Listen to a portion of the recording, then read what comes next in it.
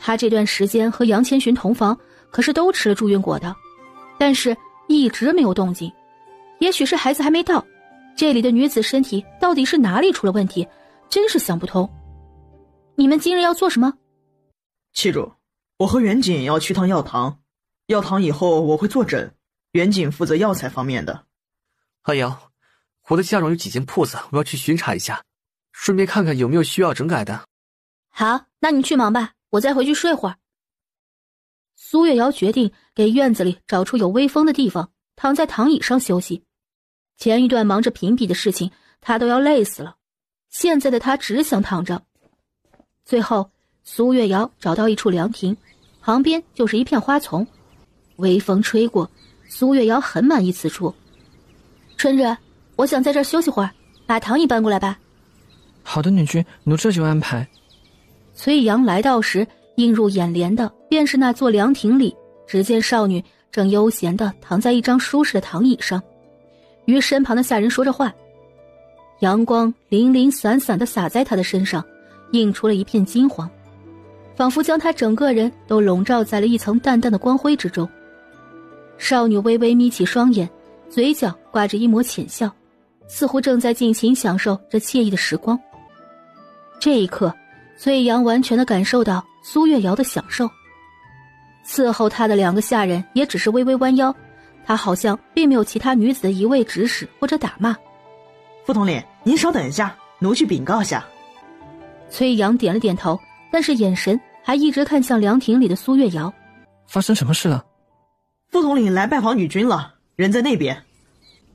女君，副统领来了，您要见他吗？什么？他在哪里？苏月瑶直接坐了起来，抬头就看到对面站着的崔阳。两人视线相对，苏月瑶有一瞬间的不知道说什么。春日，你去请副统领过来吧。春霜，你去上厨房上些茶水、点心之类的。好的，女君。苏女君。崔阳对着苏月瑶行了一礼。崔公子不用多礼，你坐吧。苏女君不用拘谨，我今日休沐，闲着无事就来见见苏女君。我今日想要歇歇，所以才……能感受到苏女君确实很惬意。你这样的生活是你喜欢的吗？是啊，我很喜欢这样的生活。我之前的想法就是在家躺着，能不动就不动。哼。身边有人伺候着，又不缺银子，又有几个貌美的郎君，他们又时刻关心你的情绪，更不会背着你在外拈花惹草的，没有让你糟心的烦心事，这样的日子哪个女子不喜欢？苏女君倒是想得安逸啊，要是其他女子都如你这样，这天下的男子们就幸福了。那是那些女子没有想清楚，想要的太多了。再过几日我就要去文人馆进学了，怕是难有这样清闲的时光。我这叫能享受一天是一天。苏女君，怪不得陛下说你的日子过得比他还舒心呢。陛下还和你说这个？陛下不会是觉得我的日子好，他就把桓公子赐婚给我的吧？桓夫子今日早朝之后就跪在御书房求陛下赐婚，说他家的小公子昨日见了你，死活要嫁你，如果你不娶她就要去充军。桓夫子又说了他们桓家对朝廷的贡献，结果陛下被缠得没有办法，就给你们两个赐婚了。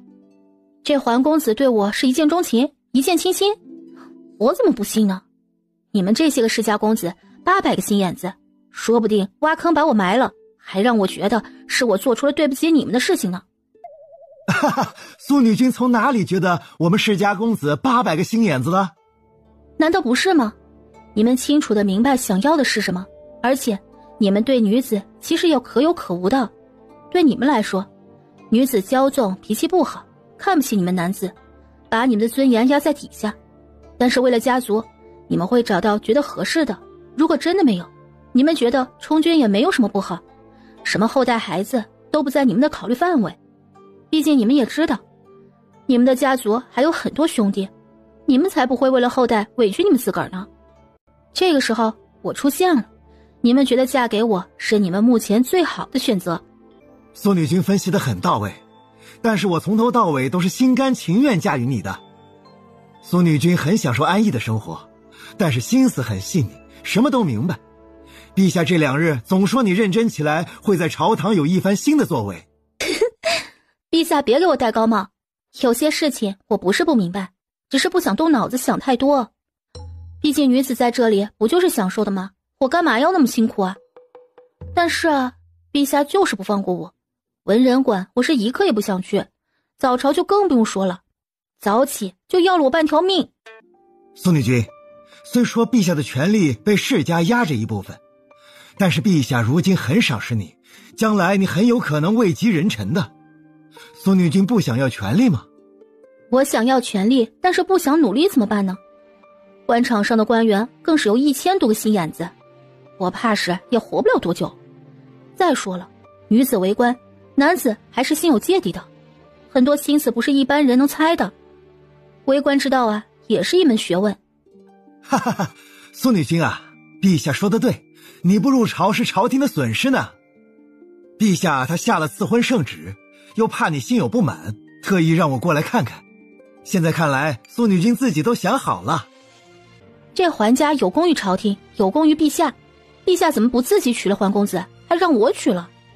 早几年，陛下也有意让桓家公子入宫的，但是桓夫子和他的妻主觉得他们的儿子性情单纯，不适合入宫，所以就求陛下恩准，让桓家的公子可以不再入宫。好吧，这桓家真是很得陛下的重视呢。这借口，世家公子有单纯的公子？桓家世代以女皇为尊，桓夫子又在女皇登基的时候大力支持陛下，陛下对桓夫子也有一份尊重的。好吧，你今日过来就是过来替陛下看看我什么态度？是啊，其实今日去求陛下赐婚的不只是桓夫子，还有各个皇子的母家。陛下知道你不愿意娶太多，就都推掉了，而桓家是陛下推脱不了，没办法的。最主要的是你评比的那幅画，桓夫子做主让陛下收着了，所以陛下就同意了。什么？陛下要是想要画，直接给我说呀，要多少我给画多少，搁得住为了一幅画就把桓公子赐婚给我吗？看这样子，苏女君心里还是不想娶呢。当然了，娶多了我身心都累。我还是第一次听见有女子这么说的。女子都以多娶为荣，世家女更是为了家族荣辱，联姻的也很多。对他们来说，喜欢的男子他们宠着，不喜欢的也就是后院多一个男子罢了。我也许和他们不同吧。苏女君今日有事吗？躺着享受算不算？苏女君想不想去禁卫军营看看？苏瑶一听，眼前一亮，她还没有去过这里的军营呢。我一个女子去军营，不合适的吧？嘿嘿，哪里，没有什么不适合的。你将来也是我的妻主，让他们提前认认人也好。好啊，那我们一起去看看。苏月瑶上了崔阳的马车，发现里面有备好的点心茶水。你这是今日专门来找我的？算是吧。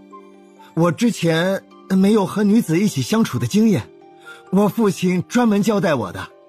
那我还挺有福的，副统领如此有权有言，以后是我的了。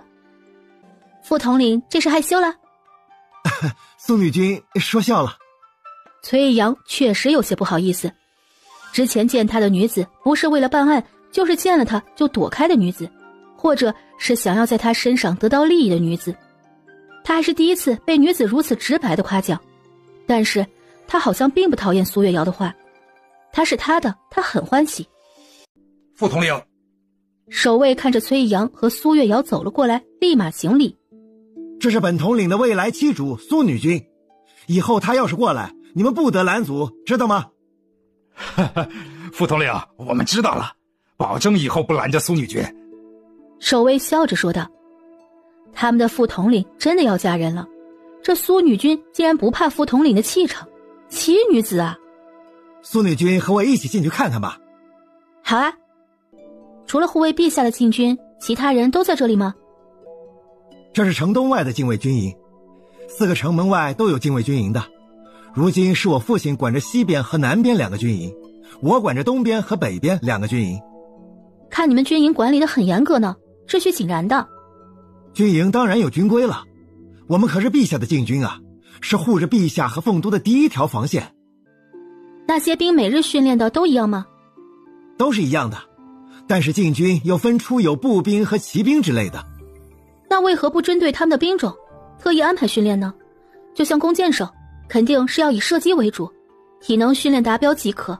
又或者侦察兵，肯定是要求速度、灵活、敏捷等，这些不都可以单独训练吗？崔阳听完苏月瑶的话愣住了，他们好像从来没有这样特意的训练过。苏女君，我会和我父亲提出这个问题的。如果这样，禁军每个人就都能发挥本身的最大能力了。其实这个方法禁军研究好后很适合上战场的士兵，禁军只是保护陛下，平常的危险并不多。我真没有想到苏女君还懂练兵呢。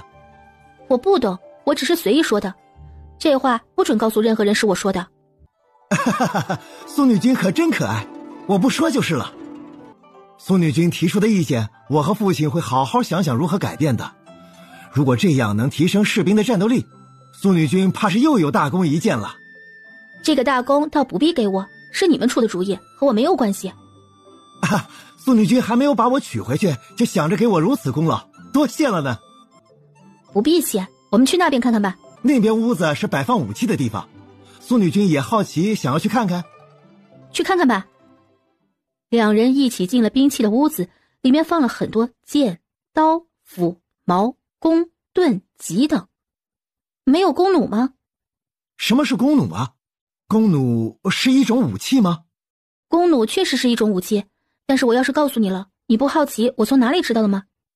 苏女君，如果你说的弓弩是一种武器，一种比弓箭还厉害的武器，还请你告诉我，这对凤鸾国很重要。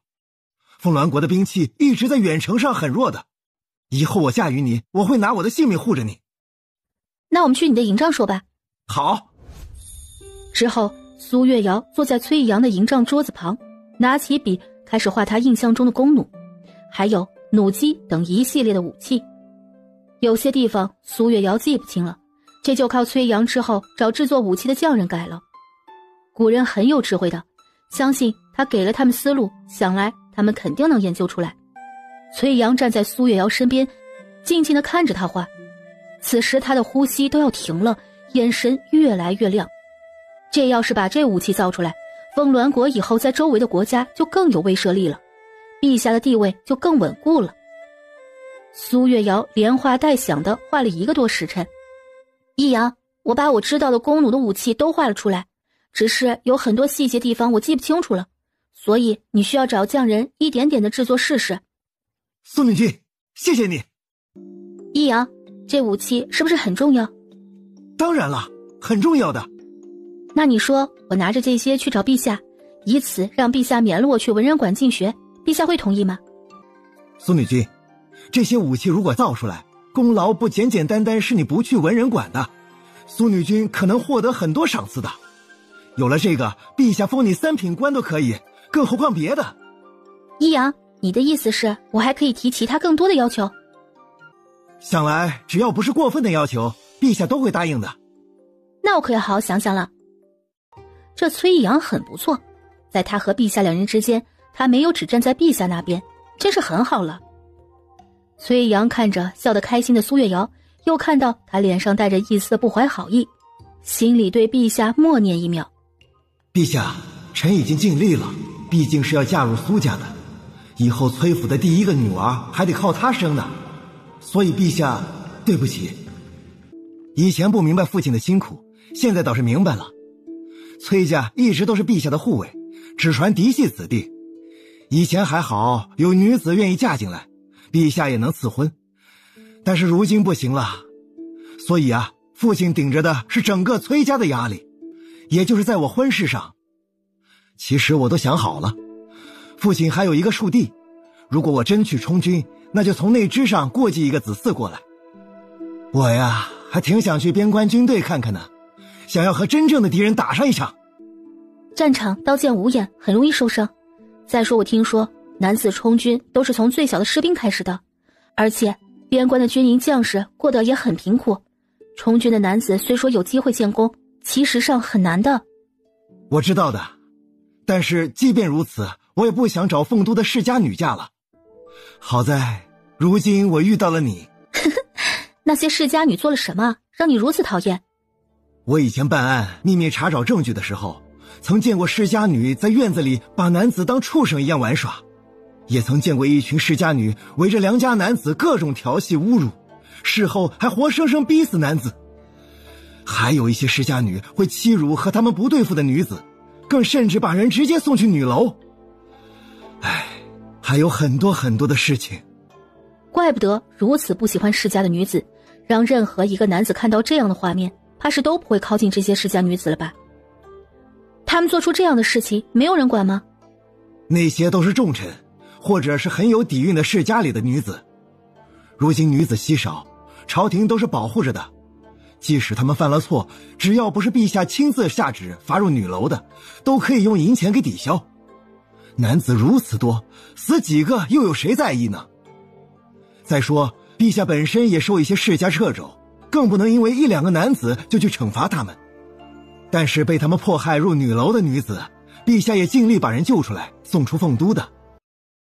旗主，你和副统领去哪里玩啦？我和他去了趟禁卫军营，你们用过完善了吗？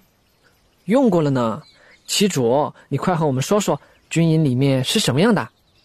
就是练兵之类的，没什么特殊的情况。阿瑶，玄儿公子还有恒公子下了帖子，说明天要见你。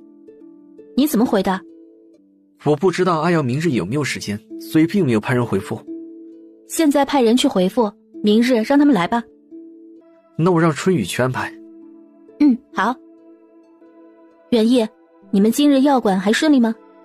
挺顺利的，只是药馆不能像义县叫陆家药堂了，得改名字了。和凤都的陆家有冲突是吗？算是吧，义县陆家其实本身也是他们的旁支，只是母亲他们一直在义县发展，凤都也有我们的产业，但是和陆家相比还是差许多的。药堂的事情我也不懂，你们多注意一些。陆家本身应该带着你们过去拜访一下的，只是之前为了评比一直没有空。元义，这几日你安排一下，我陪你们过去一趟。多谢旗主了。一家人不用客气，就是不知道千寻的姐姐成功和杨家分家没有？怕是不容易。今日我在药堂也听到杨女君的事情了，杨家如今不放人，特别是杨女君已经有孕了。嘉洛姐姐怀孕的消息怎么传出来的？这个就不知道了，想来是有人为之的吧，但是也并不是坏事。杨女君身为庶女，其实是有了子嗣，可以通过府衙直接申请分府的。好吧，回来我问问千寻吧。阿瑶想问我什么？杨千寻正好走来问道。元义今日在药馆听说了一些姐姐分家的事情，不知道姐姐需要我们帮忙不？姐姐已经派人来给我说了，她那边没有问题，让我们不用担心。那就好，就怕杨府知道姐姐有孕后不愿意放手。不会，姐姐如今有了子嗣，即使我母亲想要把她继承嫡女，也要看她意愿。如今她又是文人，没人敢勉强她。阿瑶，很多世家下了不少帖子，你要不要参加？都是必须要去的吗？我已经把一些可以不去的去掉了，这些都是文化底蕴深厚的世家，桓家和荀家也有，想来明日他们来找阿瑶也会说的。这上面的两个我参加吧，还有荀家办的游船会，桓家办的诗会我去之外，其他世家的就都推了吧。行，我明日会安排人回复。七主你也出门一天了，和主君早点回去休息吧。好。哦对了，忘记告诉你们今日在军营的事情了。阿瑶又干了什么大事啊？我给崔义阳说了一些练兵的事情，之后又给他画了一种比弓箭要好的武器。阿瑶如此优秀，以后可要怎么办？顺其自然吧，我其实对崔义阳并不抵触，今日并没有想太多，只是想要帮他一些而已。阿瑶，杨千寻还是有些担忧地看着他。别担心，陛下知道我能力越大，以后就要拉拢好我。如今我也知道咱们实力弱，那些世家势力我们避着一些。阿瑶心里有数就好。苏月瑶快速地吃完助孕果，伸手搂住杨千寻。芊芊，你说孩子为何还不来呢？阿瑶别心急，女子20岁以上的有孕几率才高一些的，以后你和远义远景同房的时候也吃助孕果吧，让几率高一些。只要是阿瑶生的孩子我都喜欢的。只是这样对你公平吗？以后我把崔阳他们娶回来，陪你们的日子就更少了。阿瑶护着我的主君之位已经对我很好了，我很爱阿瑶，不想看阿瑶为难的样子。再说，女子娶多妇已经都是常态了，我能嫁给阿瑶，阿瑶还如此护我，我就很知足了。再说，阿瑶，你不能总想给我孕育孩子，元义他们也是你的郎君，他们……我知道的，我本打算按照你们进门顺序给你们生孩子的，谁知道这么难怀上啊！杨千寻看着沉思的苏月瑶，手开始乱动起来。芊芊，你慢点。阿瑶今日都吃了祝英果了，我们来一些不一样的好不好？我不行，明日还有人来府上呢。阿瑶，人还没有娶进来你就变心了。苏月瑶本想着杨千寻听到会收心的，没想到让他更凶狠了，让苏月瑶被迫承受杨千寻的折腾，一直到了后半夜。苏月瑶累得眼睛都睁不开了，还说什么都不介意，都是大猪蹄子，这样子他要怎么见人啊？苏月瑶的脑子里还没有骂完，就已经陷入深深的睡眠中。杨千寻轻轻地亲了亲苏月瑶，抱着她心满意足地睡了过去。翌日，苏月瑶早上成功的没有起来，荀浩轩和环妍希一直在会客厅里等着。陆远义和陆远景有一丝尴尬地招待着他们。主君平常最守规矩，今日竟然和妻主一起还没有起来，这是给他们两个下马威呢。没想到主君还有这么一面，其实他也想这么干，只是昨晚没轮到他。大哥，要不我去叫叫主君和妻主，让他们快点起来吧。妻主昨晚累着了，让他再多睡一会儿。二位公子没有意见吧？荀浩轩和环妍希两人面色有一丝不自然，但也明白，特别是环妍希一直觉得他强制让他父亲给陛下求情，让他嫁给苏月瑶，他们有怨言也是应该的。那天在宫里，他远远看了一眼苏月瑶，他的心就不受控制的砰砰乱跳，特别是他一直护着他的主君，他的心更加热烈了。他从未见过如此温柔体贴有才情的女子，关键对男子还那么好，一点都不介意他的主君有过婚约。但是他并没有在大殿选他，他心里有一丝失落。他明明在扭头看向他的时候，眼睛里有惊喜的。他不想放弃，所以当晚他就给他父亲母亲说了，他此生就嫁苏月瑶，如果不嫁他，他就去充军。他是家中最小的孩子，母亲自小很宠他，他这么一说，母亲就让父亲一定要把事情办好，不然就让父亲好看。父亲第一日就去求了陛下，也求来的赐婚圣旨。昨天一天他一直在担心苏月瑶没有选他，会去找陛下解除婚约。他整整担心了一天，没想到苏月瑶默认了，也同意今天见他。谁都不知道他的内心有多激动，多兴奋。荀浩轩此刻心里也很高兴，他以后嫁给苏月瑶，不知他会不会也和他好好生活。那天在宫里他选了他，他高兴的这2天都没睡好，想着可以嫁给喜欢的女子，还是如此有才华的女子，他已经知足了。这边陆远义让他们整整等了半个多时辰，才让陆远景去叫人。我可以再等等，不用麻烦二侧君去叫苏女君了，让她多休息会儿。我也可以。陆远义很满意他们的行为，能如此有耐心，并没有做出任何不满，想来他们心里是有妻主的，以后嫁过来应该会对妻主好。既然如此，我带2位去府上转转吧。这处院子是主君的陪嫁，不是很大，但是妻主住得很舒心。等你们和妻主的婚期定了，你们进门后，我们可以和妻主商量，要不要换一处更大的府邸。苏女君住哪儿我都可以跟着。还家在城东那边有几处大的府邸，我回去看看我的嫁妆里有哪些。如果苏女君喜欢此处，我也可以的。好，妻主平常喜欢在院子里放躺椅、软榻休息，比较散漫随性一些，府里没有那么多规矩。那苏女君平时喜欢吃什么？妻主不挑食，偏爱辣味的菜，糕点不喜吃太甜的。妻主很好相处的，而且不会要求我们什么。平日我们有事情只需给妻主说一声就可以了。外出办事，妻主不会打扰我们的。苏女君不去看看我们的嫁妆铺子吗？世家女不都是喜欢出门炫耀娶回来的男子带了多少多少嫁妆吗？更有的直接在铺子里随意的拿去。很少会去吧？妻主对逛街买东西不感兴趣，你们的嫁妆自己管理，但每月要给府中一些花销，剩下的妻主不会在意。其实妻主自己也有钱，府上的银钱一大部分都是妻主自己画画拍卖所挣的，我和主君放进去的银钱都是一小部分。妻主让我们把银钱多留一些在铺子的周转上，或者留着将来给自己的孩子。还可以这样？你们以后进门就知道了。妻主很好的，主君也好相处。这边苏月瑶还躺在杨千寻的身上呼呼大睡呢。杨千寻刚醒来，就听见陆远景在门口的声音：二策军，主君和女君还没有醒，您稍等一会儿。主君和妻主还在睡啊。主君，荀家公子和桓家公子都已经来了，我大哥现在领着他们在前院呢。我知道了，过会儿我和阿瑶去会客厅。好的，主君。此时荀浩轩和桓妍希两人整整等了苏月瑶1个多时辰，但是两人的脸上没有一丝的不耐烦。妻主，主君。苏女君，苏主君。苏女君，苏主君。都不用多礼，你们都坐吧。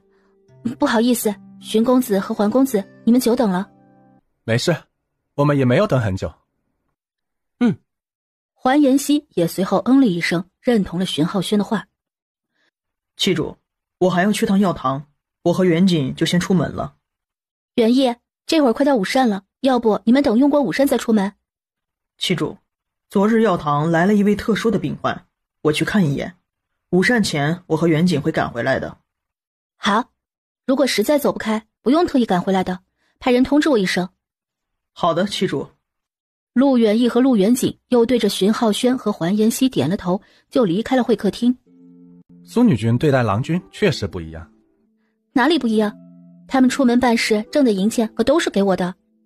其实他们不出门办事，所有的银钱也是苏女君的。荀公子，我能问句话吗？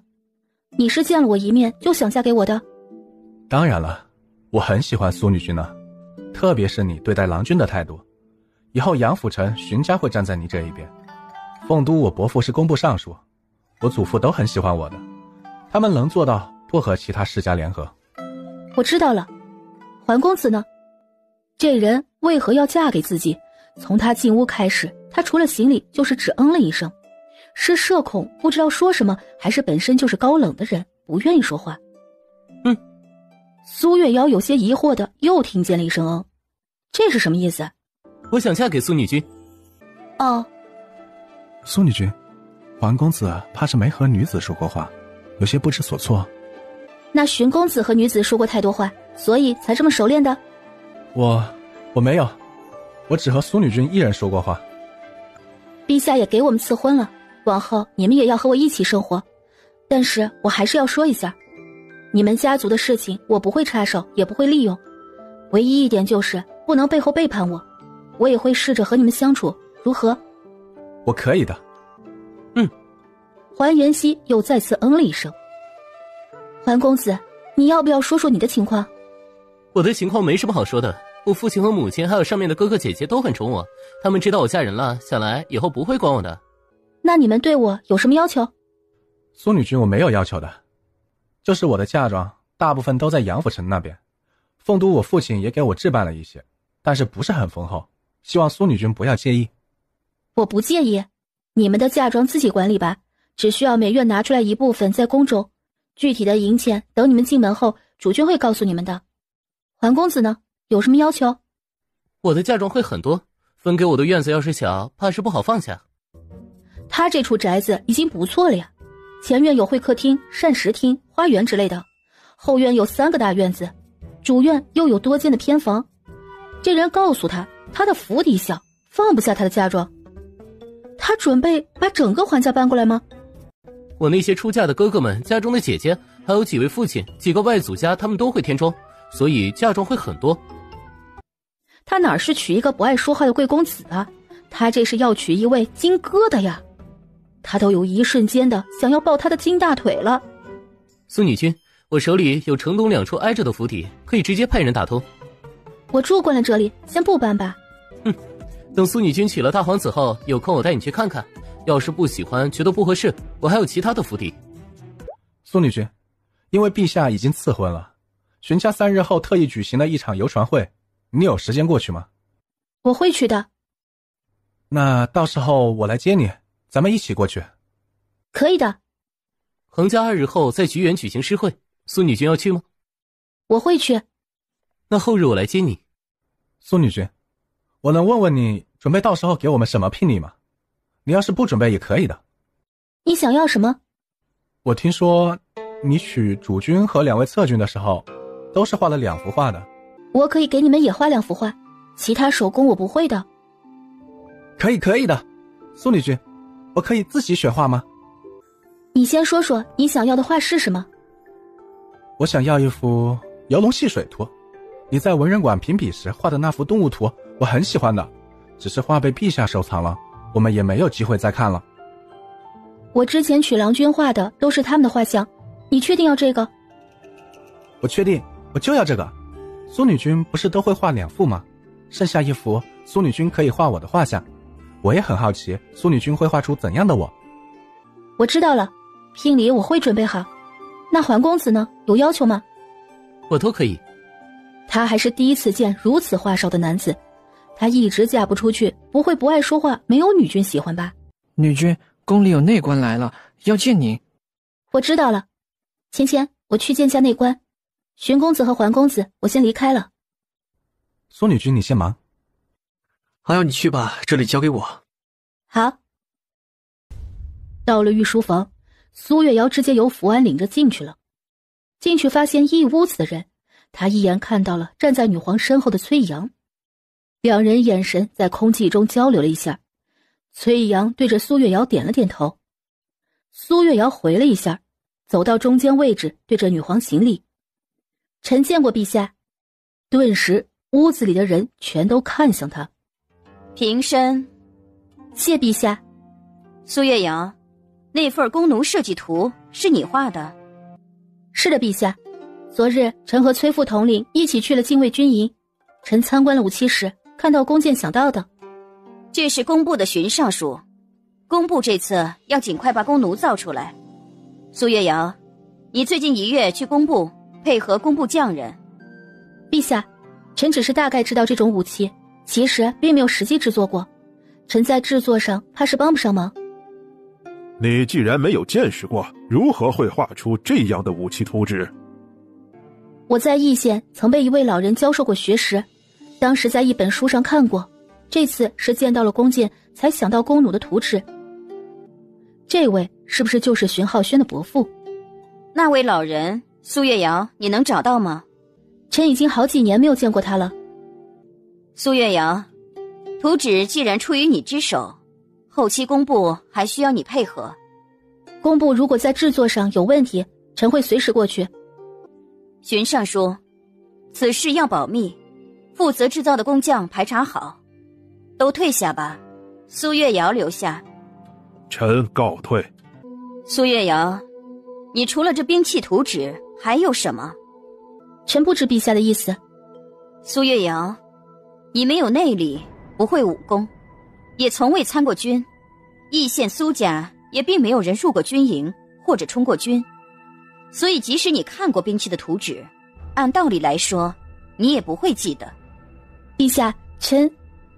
苏月瑶，你想好如何回答？欺君之罪，你是否担得起？陛下，臣当年看到图纸的时候，当时的老人告诉臣这是一种兵器，所以臣才会在看到弓箭的时候想起来的。那他可有教你其他东西？臣不知道陛下想要什么，那位老人那些年教授最多的就是臣作画。朕的江山如今处处受世家控制，如今你提供的武器如果能制造出来，谢家掌握的兵权朕就能一点点地收回来，更甚至能震慑其他国家，让凤鸾国边关稳定。但是在入朝的官员里，重要的职位上从未出现过底蕴低的世家子，所以苏月瑶，你说你能成为那个唯一一个入朝甚至将来能和丞相相对，为着天下的寒门子弟拼一个入朝机会的人吗？陛下您太看得起我了，我没有家族可靠，如今能在丰都生活，全是因为陛下的旨意，我怕是做不到陛下的要求。那篇劝学的文章真是你所写的？劝学文章是……苏月瑶彻底有些糟心了。陛下，臣以后会尽力做出一些于朝廷有利的事情，还请陛下不要问臣这些事情的来源如何。你倒是说实话了，你娶了朕的大皇子，以后也算朕的儿婿，你有任何想要说的，都可以随时进宫上奏于朕。立国立民的事情，朕都会全力支持你。司天监监正已经算出来你和大皇子的成亲日子，你选个合适的日子吧。女皇话落，福安内官就端着一个托盘，上面有3张红纸，写着不同的日期。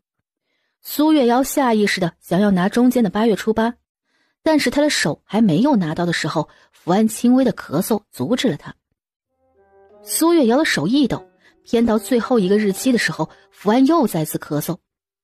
他看向福安，发现福安在给他示意。苏月瑶有些无奈，拿了第一个。陛下，苏女君很着急，想要把大皇子娶回去呢，选了第1个日子，下月20。很好，朕也觉得这个日子虽然有些紧张，但是月瑶和涛儿两情相悦，早点成婚也好。陛下说的对。月瑶，朕之前给涛儿选的皇子府是距离皇宫最近的一处宅子，你如今住的地方府邸太小，这一次你贡献武器图纸有功，朕把涛儿府旁边的一处宅子特赐给你，这样以后你不管宿在哪处也方便些。他的府邸要是挨着大皇子府，他以后的日子不会天天都会见到他吧？想想这日子更难过了。说说你娶朕的大皇子准备拿出什么样的聘礼？陛下，男子嫁人不都是准备的嫁妆了吗？我是不是只需准备一些亲手制作的物品不就好了？这亲手之物是要准备，但是女子到男子家中求娶是要带礼品的，你准备带什么？陛下您贵为天下之主，如此有钱，还和我要礼品呢？其他人无所谓，但是你的东西朕要收，回去好好想想，不然当心朕不把大皇子嫁给你。好的，陛下，我知道了，等我准备几日就进宫把礼品交给陛下。朕赐给你的宅子，朕会派人收拾整理好后，让副统领安排你们住进去。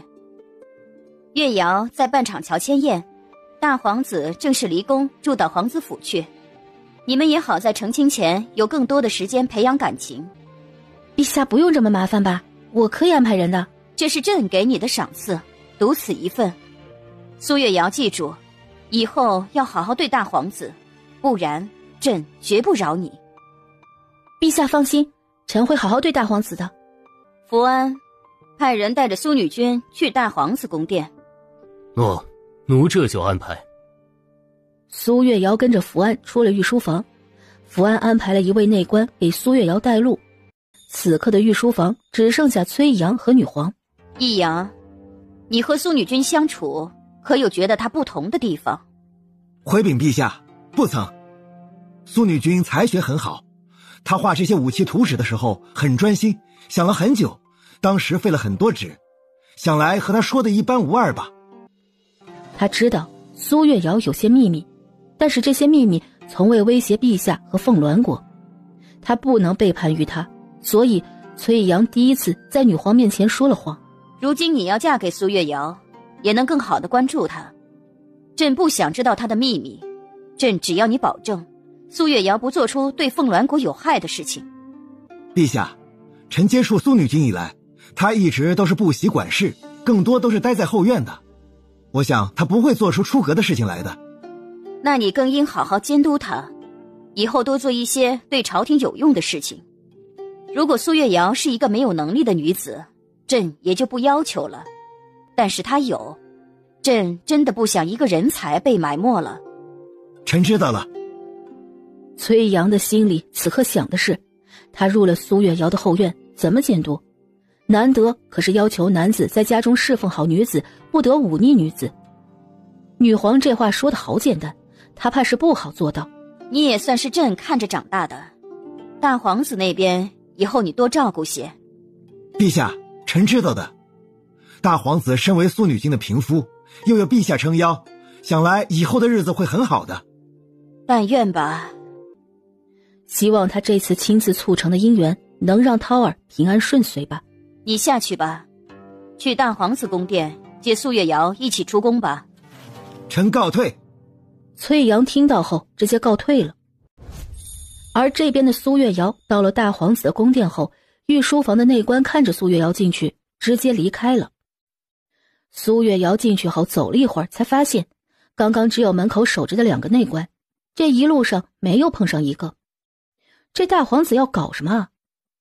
走到正殿的时候，发现有很多内官在门口守着。苏月瑶刚抬脚进去，就被人拦了下来。哎，苏女君，今日大皇子不见客。殿下！宫殿里传出来一声叫声。苏月瑶听到后感觉很不对劲。你们为何要拦着我？我是大皇子未来的妻主，刚刚也是陛下下的旨意让我过来见大皇子的，你们这是要抗旨吗？苏女君，你就……殿里突然出现断断续续的声音，很不对劲。苏女君，今日大皇子不见客。大皇子胆子很大呀，连陛下的旨意都不顾了。我今日就非要进去如何？那苏女君就不要怪奴们以下犯上了。好，御书房的内官亲自看见我进了大皇子的寝宫，你们想要如何犯上？对文人女子动手，你们命都不要了吗？他不知怎么了，就是总感觉今日要是不进去会有不好的后果。虽然他觉得大皇子有些疯批的举动，但是好像也从未伤害他。算了，既然答应要娶她，今日也要弄清楚到底是发生什么事儿了。之后，苏月瑶看见刚刚守门的内官走了过来，对着拦着自己的内官背着自己轻声嘀咕着。苏月瑶又左右悄悄打量这些人，她怎么感觉这些人不是伺候大皇子的内官呢？他们眼中全无对大皇子的恭敬。但是上次大皇子掳他过来的时候用了暗卫，如果大皇子有危险，那些暗卫呢？还有当时大皇子身边应该有个会医的内官，叫什么来着？好像叫若谷。刚刚的声音好像是他发出来的。不行，他要进去看看到底是发生什么事情了。苏月瑶看了眼拦着他的内官，正在听守门的内官说话，快准狠地把房门撞开，直接走了进去。快拦住苏女君！刚进入内室的时候，就发现大皇子很狼狈地被内官压跪在地上，旁边躺在地上的像是大皇子的那个内官若谷。苏女君，既然你看到了这一幕，怕是就不好出宫了吧？大皇子的神情有些震惊，他没有想到苏月瑶会冲进来。我出不出宫不是你一个内官决定的，你们这是在虐待大皇子，怪不得我觉得你们不像是大皇子身边伺候的人。今日被我看见，你们怕是要死了呢。默默背过手，把身后桌子上的茶壶拿住。奴们是谢贵君的人，贵君知道大皇子要嫁人了，让奴们来教教大皇子以后如何伺候苏女君。苏女君可要好好感谢奴们呢。谢贵君都已经降成侧君了，你们还一个个的贵君叫着，他如此对待亲生儿子，心怕也是黑的。大皇子如今是我的人，你们都给我退下去。苏女君，你既然撞破此事，你觉得奴们会放过你吗？我要娶的还有崔父统领，以后我可是崔家主母，你们想做什么？他一会儿可是要来接我的，禁军可是把整个皇宫掌握住的。嘿嘿，苏女君既然这么说了，那奴们可要动手了。之后内官都冲过来抓苏月瑶，苏月瑶直接把手里的茶壶扔了过去，拉起地上的大皇子就想冲出去。大皇子眼神有一刻的微闪，他看向前面护着他的女子，还是第一次有人如此护着他。这时一个内官跑了过来，说崔副统领要见大皇子和苏女君。顿时那些动手的内官有些慌乱，要是让陛下知道他们对大皇子如此，怕是全都活不了。快把他们两人关进密道里。等苏月瑶再次醒来的时候，发现周围一片漆黑，墙壁上有些微弱的蜡烛光。大皇子就躺在他的身边，苏月瑶推了推他，轻声说道：大皇子，你还好吗？大皇子。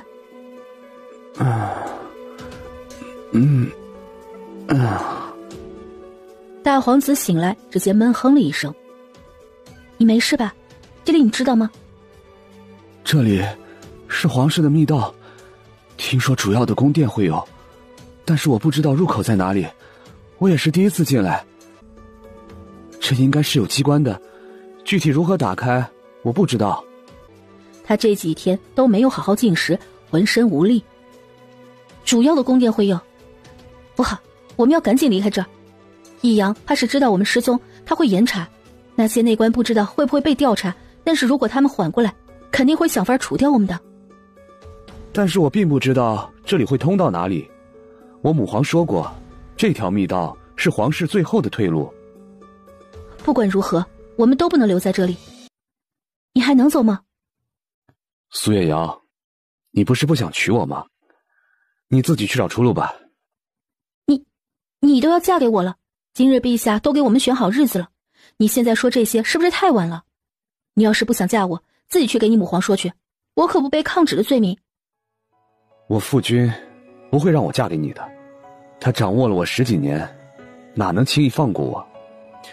算我连累你了，刚刚你护着我，我不会再拉你下水了。这么说还算你有良心，那你之前在我面前的表现都是吓我的？那是我面对外人的样子。本殿下是母皇的第一个孩子，母皇又格外偏爱我，我要是不强势些，怕是不止我父君一人想要压迫我了。好吧，我对你们这些勾心斗角不感兴趣，现在我们要想的是如何活下去，先离开这里。事急从权，你别怪我碰你，走吧。大皇子在苏月瑶触碰的一瞬间，浑身有一刻的僵硬，他好像并不反感他碰他。之后两人在这密道里走了很久，而外边为了找两人，几乎把皇宫给掀翻了天。整整找了1个晚上，几乎所有的地方都被搜查了一遍，硬是没人发现两人踪迹。一直等到满身煞气的崔阳从慎刑司出来。副统领，有大皇子和苏女君的消息了吗？有了，我这就去给陛下回禀。副统领怎么发现大皇子宫里的内宫有问题的？他们惊慌出来告诉我大皇子和苏女君不见的时候，我就觉得奇怪，内官可是要守着主子的，那么多人看着，大皇子和苏女君两人还能直接消失不成？奴这就去查查大皇子的内官。那些内官是谢策军的人，很是忠心的。内官可以查一查谢策军都已经禁足了，为何还把人派到大皇子殿里？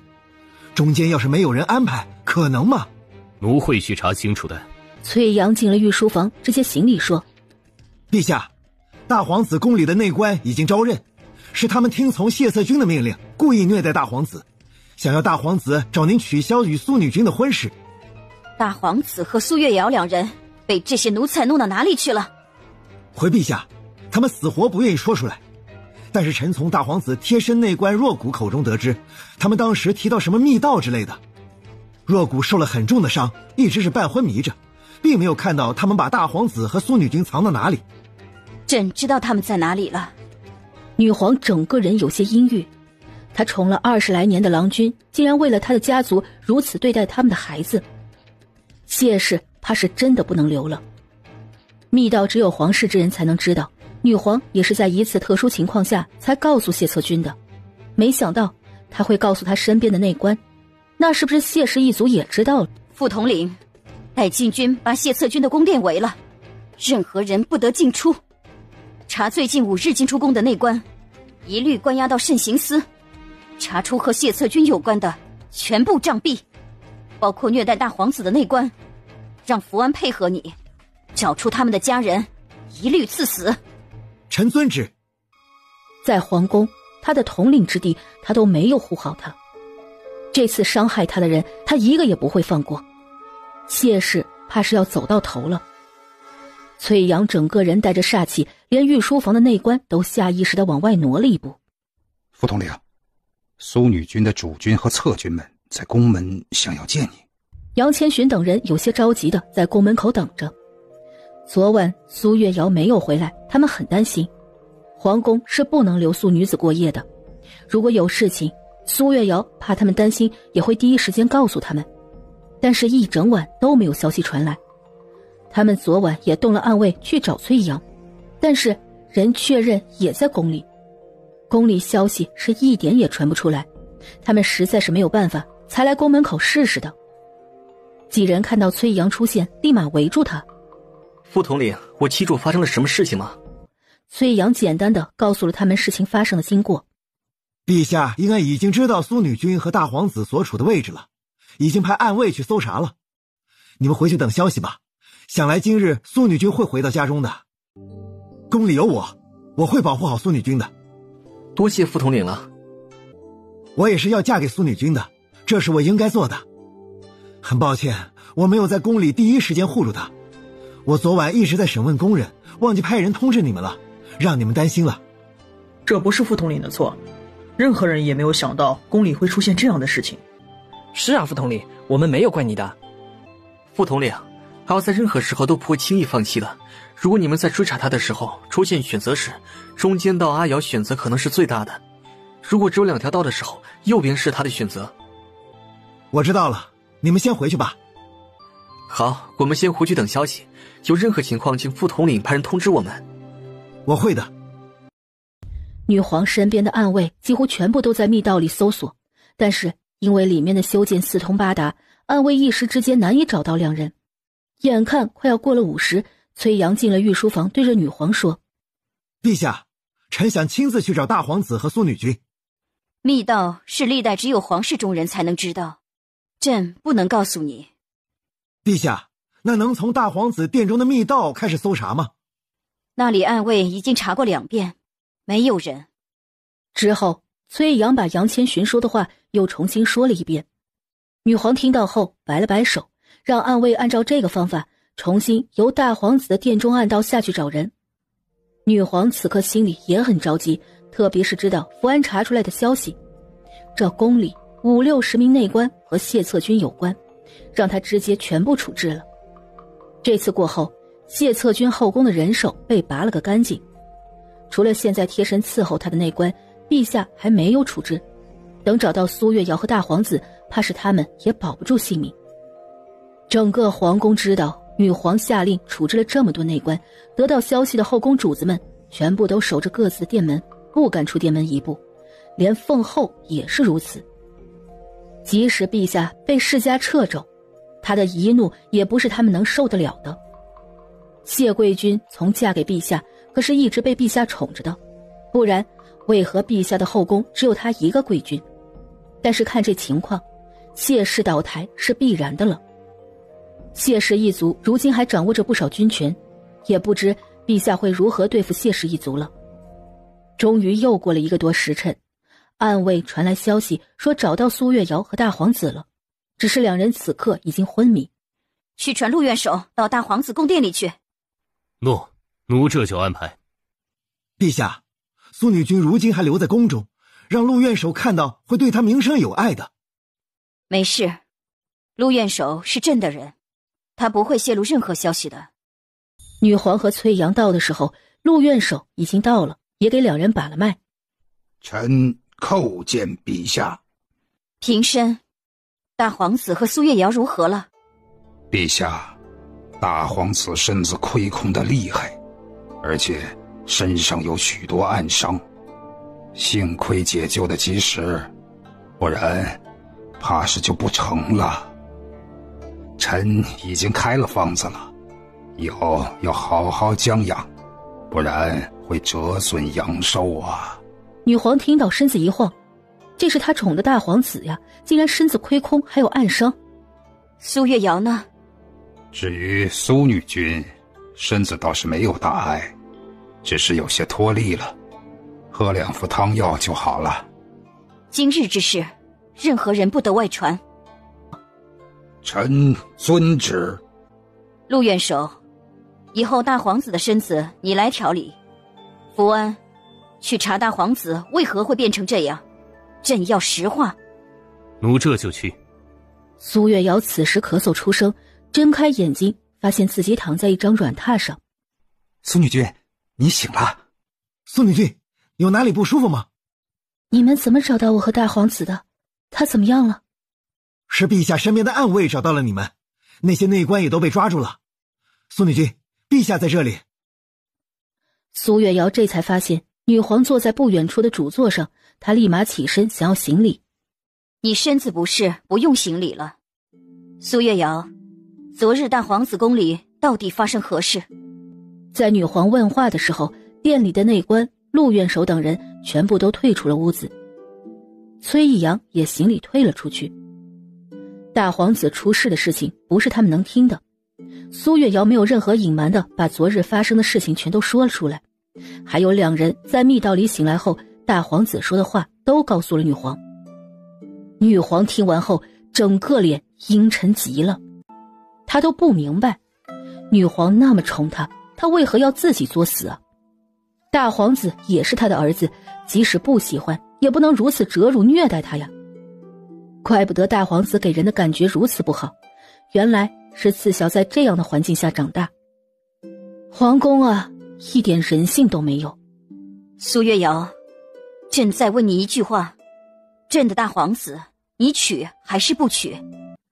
陛下，臣觉得大皇子很好，臣会娶大皇子。苏月瑶，大皇子以前也是一个心地善良的孩子，只是他的父君并不喜爱他，小时候也做出了伤害大皇子的事情。朕发现的时候第一时间分开了他们，但是朕国事繁忙，即使安排的再好也挡不住那些宫人。朕之前也想把大皇子安排到凤后宫中，但是谢氏一族一直在闹，朕没办法，所以就造成了如此的局面。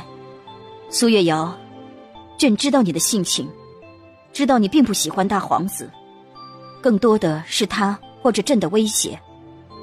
但是如今大皇子只能嫁给你，所以苏月瑶，朕知道委屈你了，朕可以答应你一个条件，来换取以后大皇子的平安。母皇不必如此，儿臣不想嫁给苏月瑶了。涛儿，你父君如此待你，你为何不给母皇说？儿臣不想再让母皇为我担忧了。再说，他身为儿臣的父君，本身也是有教导儿臣的权利。这次，儿臣在生死边缘走了一圈，还了和他的父子情吧。母皇，儿臣以后不想再见他。儿臣身子好了以后，母皇把儿臣充军，发配到皇陵吧。涛儿不可胡说，苏月瑶刚刚已经明确表示愿意娶你的，朕已经下了旨意，成亲的日子也已经确定，朕的旨意不会变。涛儿好好留在凤都，母皇希望你以后的人生平安喜乐的。母皇，苏月瑶，大皇子这儿你来说，朕先回御书房了。女皇不想听到大皇子再说话，直接转身离开了。屋子里只剩下大皇子和苏月瑶。苏月瑶心里一阵风飘过，女皇啊，你自己想要你儿子嫁给我，你自己和他好好说呀，叫我来说是什么事儿吗？刚刚不是说还委屈我，还可以满足我一个条件吗？怎么就走了？你把条件谈妥了再走也不迟啊，女皇。你为何如此看着本殿下？大皇子，我都有些羡慕你了，有如此疼爱你的母亲呢。我知道，你是受我威胁才答应娶我的。只要我不愿意，母皇会收回旨意的。苏月瑶没有管他，给我和大皇子准备一些好消化的膳食过来。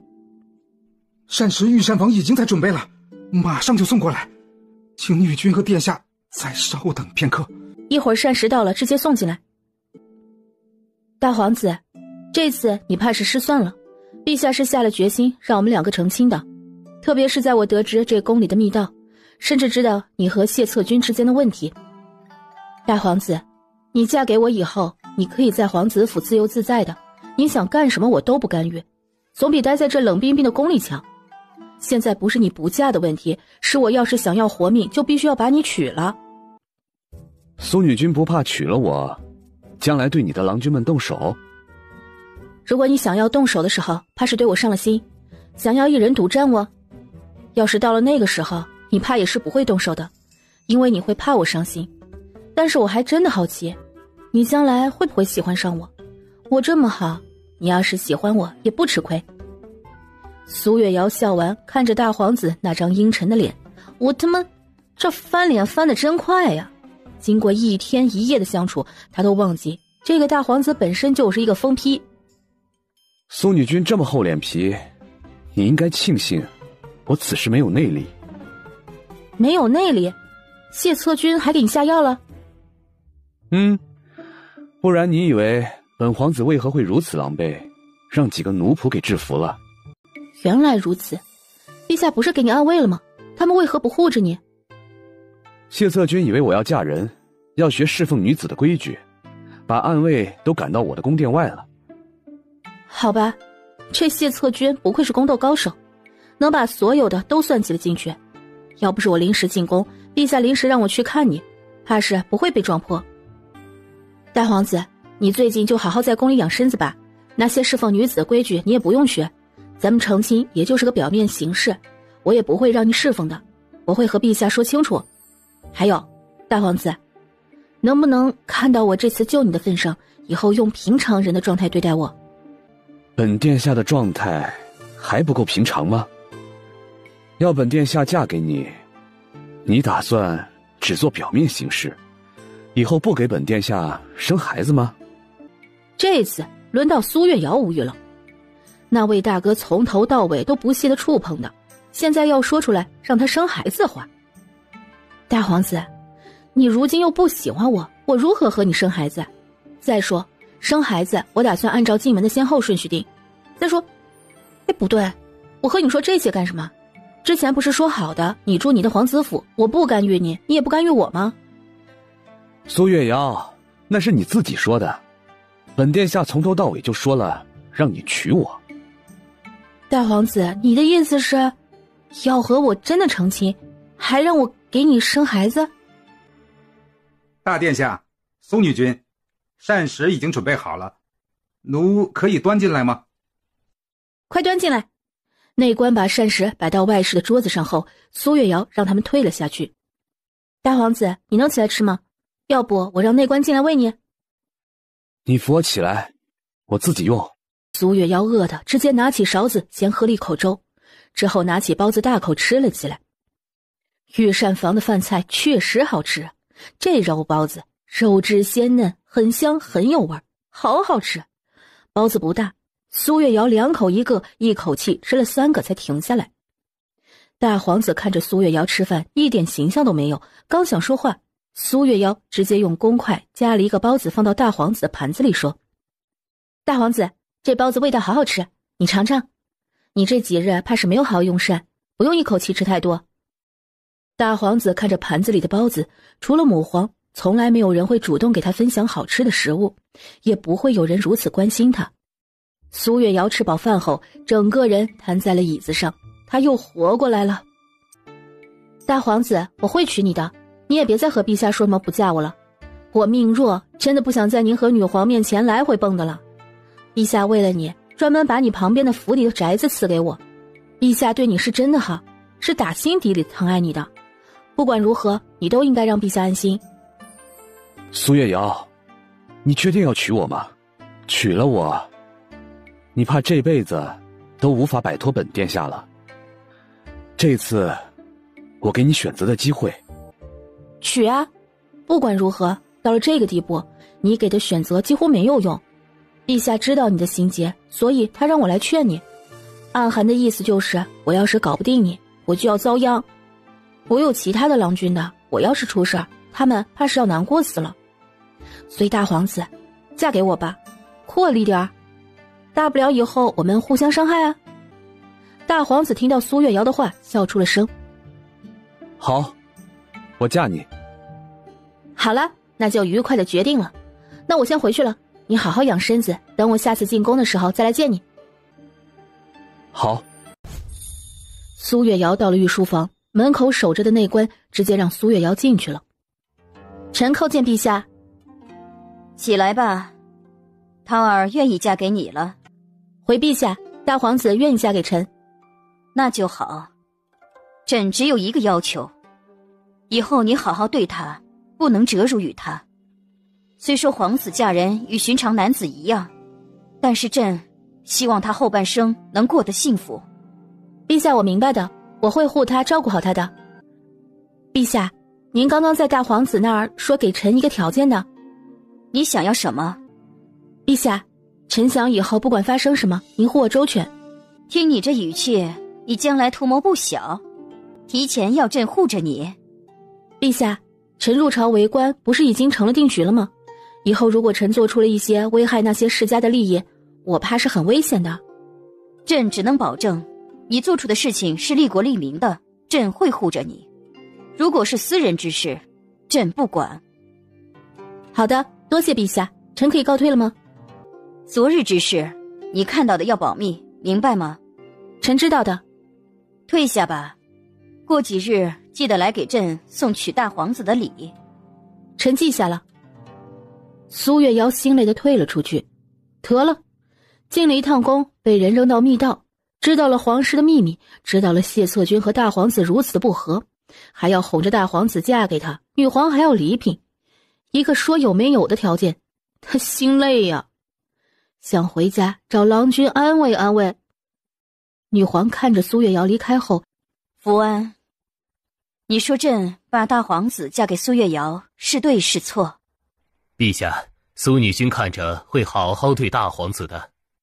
谢氏怕是不能留了，谢策军还在闹，一直在闹着，禁卫军拦了好几波想要出去的内宫。朕还是对他太好了，可惜了。没走多远，崔阳就出现在他的身边。本统领送苏女君出宫，你们回去吧。是，副统领。苏女君，你还好吧？我没事的，想来你找我很辛苦吧，谢谢你。苏女君遇到危险，都怪我没有提前在你身边安排禁军。我一直以为宫中到处都是禁军的巡逻，你不会出事的。唉，是我太自负了。这不怪你，是凑巧了。大皇子要学出嫁的规矩，把暗处的暗卫都退出了宫殿。再说，谁都没有想到谢策军会如此对待自己的亲生儿子，真是意外啊！还好有惊无险。还有，你怎么查出来我们在密道的？刚开始我来大皇子的宫殿找你，那些宫人说你和大皇子不见了，我是有一瞬的慌乱的。我让禁军搜了殿阁，就去给陛下回禀了。陛下下令开始封锁宫门严查，几乎把宫里全部查了一遍，但还是没有找到你们。我才发现不对劲了，又去了大皇子宫殿里，把那些宫人全部押到慎刑司。结果他们只招了是谢策军，让他们折辱大皇子，让大皇子不能驾驭你。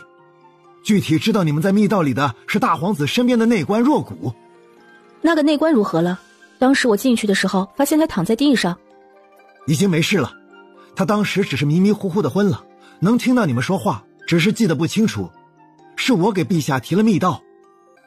我知道了，易阳，你真的是很聪明。想来他觉得他们不可能离开皇宫，但是又到处搜索不到人。想到宫里的密道事情，模糊的在陛下面前提了一句，这才成功的找到他们。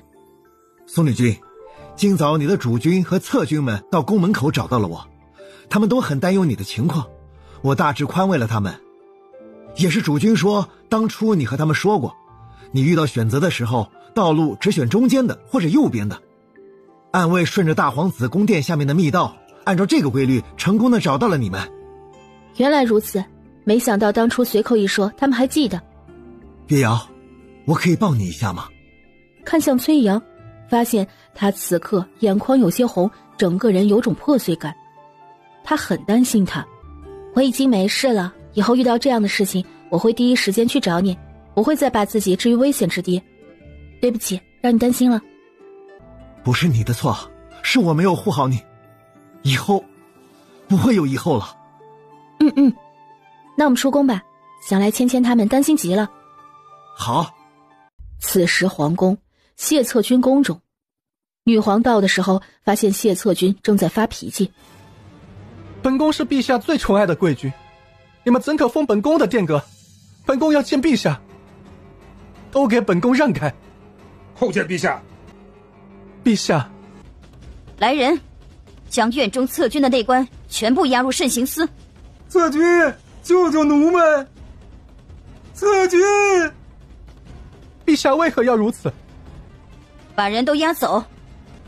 陛下，陛下，手下留情，这些都是跟着陈氏的老人了。这些是跟着你的老人，那你可对涛儿有一丝爱意？你让你的内官肆意折辱他，可把他当作是朕的儿子。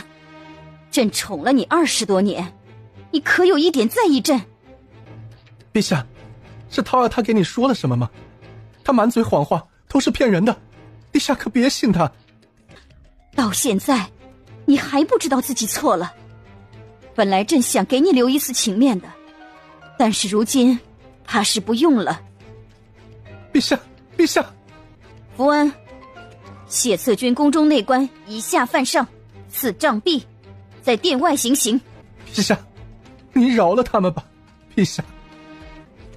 谢策军，你识物驾驭朕，朕知道你当年有心仪之人，朕问过你母亲和父亲，是他们亲自同意把你嫁给朕的。你喜欢的那个女子，在得知朕喜欢你，第2日直接就退了亲，朕从未欺压过她，更没有威胁过她。女皇说出了20年前的事情。那年女皇22、23岁，还是皇太女，在一次出宫游玩的时候，一眼看上了逛街的谢策军，之后派人调查了，是谢氏的嫡子。那时的他不知道谢策军有心仪的女子，直接上门了。谢家当时可是同意的，女皇才愿意娶了谢策军。当时的他已经娶了李氏，所以谢氏成了策军。女皇觉得委屈了谢氏，还给了不少好处，但是谢策军这么多年一直以为是他以权压人，让他被迫和心仪的女子分开。女皇事后也找到那名女子，女子怕女皇的权势，直接说出了她只是觉得谢策军好看，并没有打算娶她。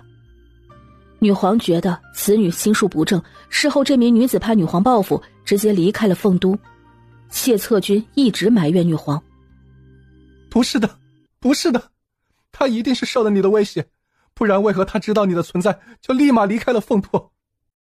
他见过朕，说他从未喜欢过你，只是觉得你长得美，也想要利用你获得谢家赏识。他是怕朕出手，就立马离开了。不可能，不可能的。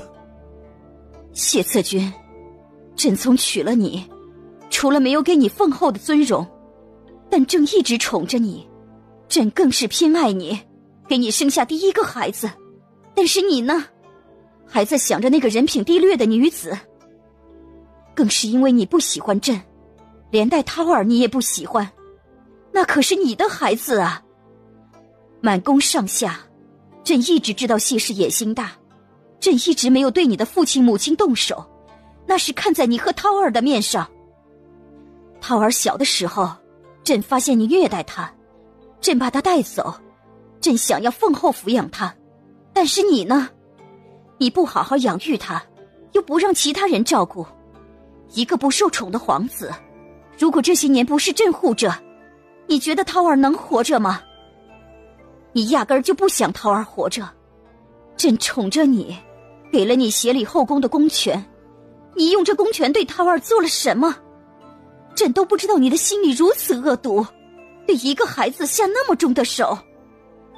朕身为女皇，前朝大事，施加算计，却连自己的孩子都没有护好，你这是想要朕的命。如今涛儿不愿意再看到你了，他不想认你这个父亲了，朕也对你失望至极。朕不会杀你，但是朕也不会再见你，以后你就在这宫里安享晚年吧。陛下，陛下，你别走！陛下。回到家中的苏月瑶，在杨千寻的伺候下，沐浴后换了一身干净的衣衫，躺在院子里的软榻上。你们今日都不忙吗？怎么都围着我？我们今日都不出门，陪着七主。阿瑶，我们本打算今日带着你们出门逛逛的，但阿瑶怕是不想出门了，我们在家陪着你也好。我确实不想出门，在家自在又舒服的。七主，凤都陆家回了帖子，明日想见你。凤都陆家家主是不是在太医院当院守？今日我还见他了，他给我和大皇子把脉。陆家家主是太医院院守，没想到陆院守是陛下的人。陆家什么时候回的帖子？我之前下了帖子，他们并没有第一时间回复。这回帖是咱们刚刚回来没有多久，陆家下人送过来的。好吧，陆院守见到今日我和大皇子在一处，觉得我未来有前途，所以他们才见呢？应该不是，我父亲母亲一直都和他们有联系。再说我们成亲的时候，陆家专门派了嫡女和嫡子过来，凤都有些店铺都是他们添庄的，还是有一份情谊在的。那是我想错了，趁热安排给陆家回话，明日一早我会带着2位侧君过去。好的，女君。谢谢七主。不用谢，我们去趟陆家也好，毕竟你们是他们的旁支，有些亲缘关系的。他们给你们添了妆，也是想要交好的意思。是啊，陆院守的医术很高，我也一直想要拜访的，只是一直没有机会。那这次去看看有没有机会让你们探讨探讨医术。陛下把大皇子府旁边的宅子赐给我了，女皇说她会安排人打扫修缮，过不了几天我们就要搬进去了。陛下还让办个乔迁宴，和大皇子成亲的日子已经确定，下月20。陛下还让我准备好给娶大皇子的礼品，听陛下的语气，想来不要那些没用的俗物。陛下对阿瑶很好呢，而这大皇子旁的府邸，那可是开国将军的府邸，后来流落到了皇室人员手里。听说宅子里面精致得很，却没有想到陛下会赐给你。真的假的？当然是真的了，那里可是离皇宫很近的府邸，如果说要是买的话，那肯定要花好多银子的，而且有了银子不一定能买下来。好吧，你这么说我还挺开心的，这几日有空把咱们的行李收拾收拾，等宫里内官通知我们就搬过去。苏月瑶到了会客厅，发现里面坐了一圈的人。陆元首好，陆夫人好。苏月瑶对着2人行了一个晚辈礼。你们就是远义和远简啊？长得真是一表人才呀。你父亲母亲专门给我写了书信，让我在你们遇到难处时帮帮忙。咱们也算是有些亲缘关系。苏女君和远义，你们就叫我伯父吧。好的，伯父。来，你们都坐吧。多谢伯父。伯父伯母，陛下把大皇子府旁边的宅子赐给我了，等过几日我和远义他们就搬过去，会办一场乔迁宴，希望到时候伯父伯母可以过来。既然月瑶开口了，到时候伯父伯母一定会去。哦，远义啊，我听你母亲说你的医术着实了得，和我一起去药房看看怎么样？好的，伯父。月瑶，你第一次来府上，让文心、文瑞他们领着你在府里走走吧。好的，伯母。陆文行领着苏月瑶在院子里转着，几人走到一处荷花池旁，荷花池打理得很好，还盛开了很多荷花。文心，这荷花池很美啊。那当然了，陆府的荷花在凤都都很有名的，这处还是小的，从这边走还有几处大的。我母亲很喜欢荷花，我父亲特意安排人种的。我母亲院子里还有一处荷花池，听说是我父亲当年一点点亲自种的。现在荷花还不是最好看的，有一半都还没有开，等到盛夏时节，满堂的荷花，那景致才是美啊。月瑶，到时候夏季陆府会举办赏荷宴，你一定要来看看。好，到时候我一定来。这边陆元义和陆院守在药房中，陆院守给陆元义说了很多医术方面的知识。元义啊，你把我说的这些都记下来，如果以后邢医生遇到不懂的问题，都可以来问我。多谢伯父。这个呢，是我从医的记录的一些病例，你拿回去看看。我休沐的时候都会在药堂坐诊，你有空可以跟着我学习一段时间。伯父，我会好好看的，等您坐诊的时候我会过去的。哎，文心和文瑞他们俩呀不喜欢学医，好在你大哥和二哥他们喜欢学，不然咱们陆家的医术就要失传喽。伯父不用担忧，学医不是所有人都喜欢的，有大哥和二哥在，想来陆家医术会传承下去。说的也是。哎，月夜，伯父问你个事儿，你可要从实讲来。苏女君平时对你们如何啊？七主平日对我们很好的。哦，是这样啊。那我要是想把文瑞嫁给苏女君，你觉得可行吗？伯父，这你怕是要失望了。上次宫宴，七主只选了对他有救命之恩的荀家公子，桓公子也是桓夫人亲自去求陛下赐婚，七主才娶的。我看苏女君性情脾性都不错，月夜，你能不能帮忙问问你七主的意思呀？伯父，我回头帮你问问七主吧，但是我觉得七主应该不会娶的。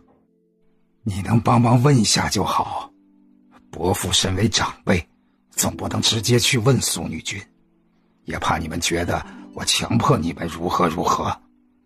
苏女君即使不娶文瑞，陆家还是随时欢迎你们回来的，我是真心拿你们当子侄看待呀。多谢伯父。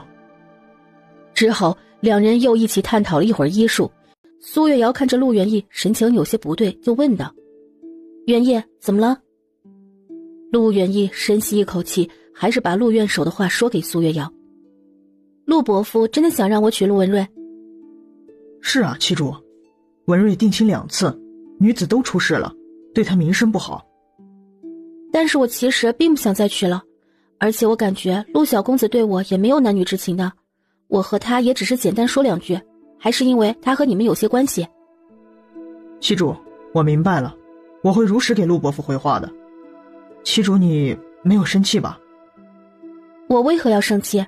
我感觉陆伯父人挺好的，医术高超又不吝啬教你，我能感觉他们对我们没有一丝的恶意，只是在娶妇方面，我确实没有办法。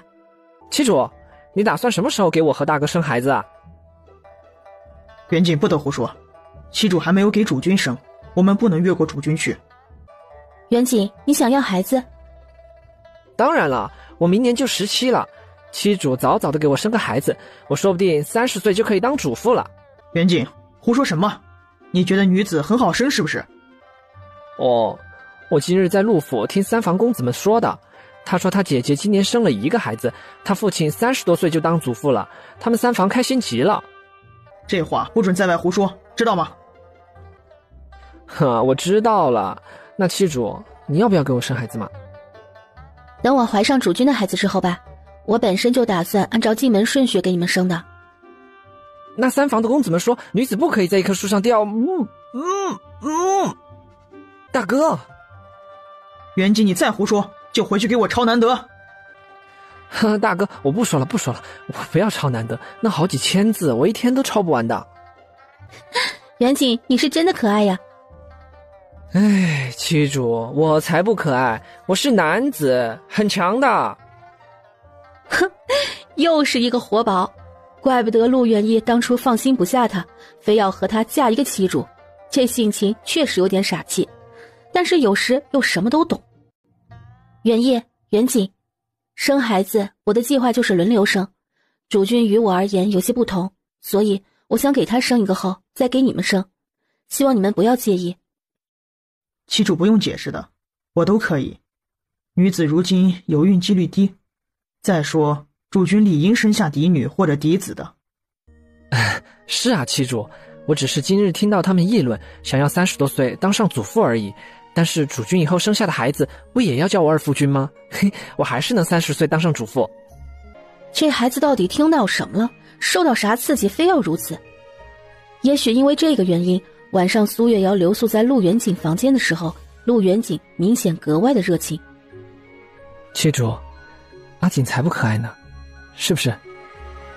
苏月瑶躺在床上调整着呼吸，听到陆远景的话，不想搭理他，想要背过身去。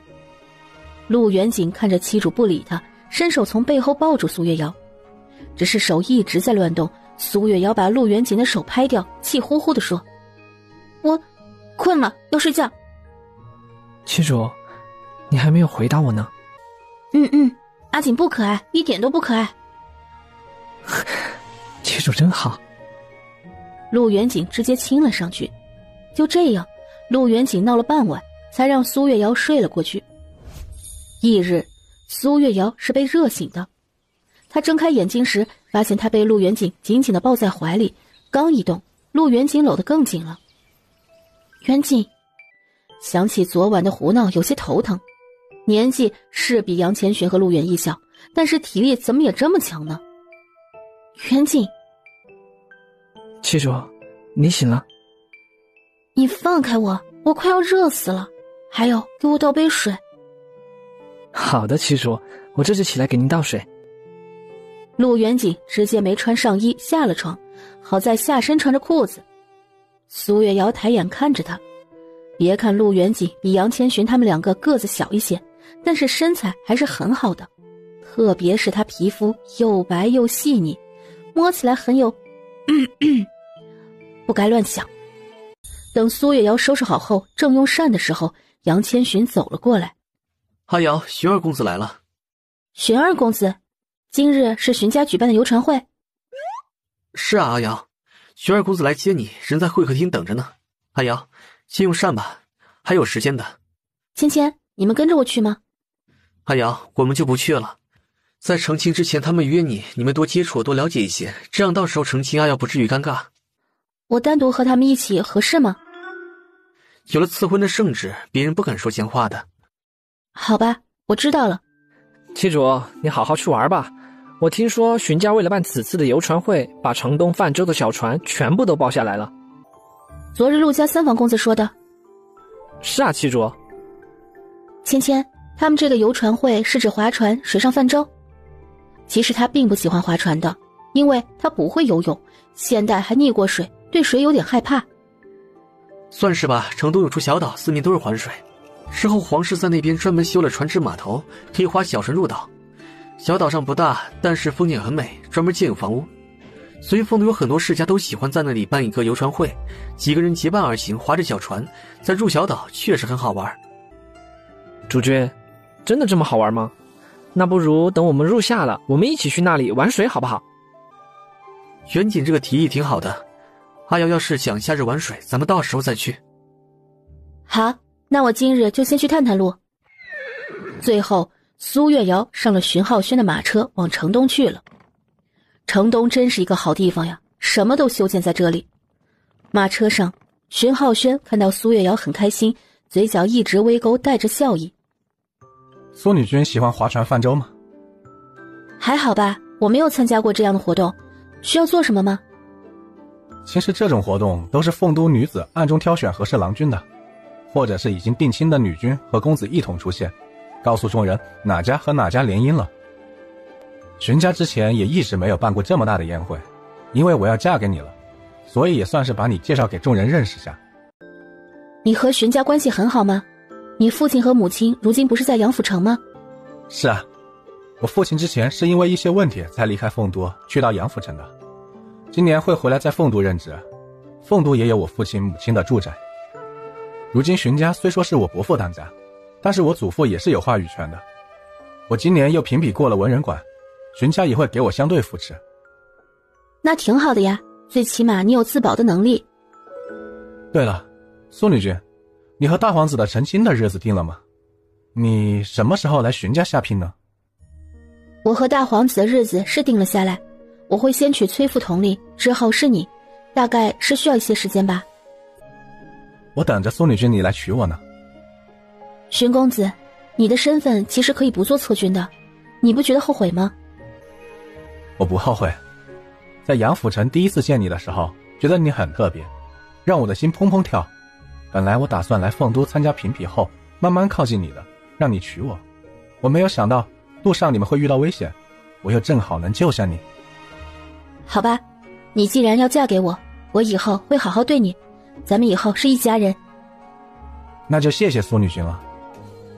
今日宴会的人会比较多，我会护着苏女君的，苏女君也尽量不要离开我的视线。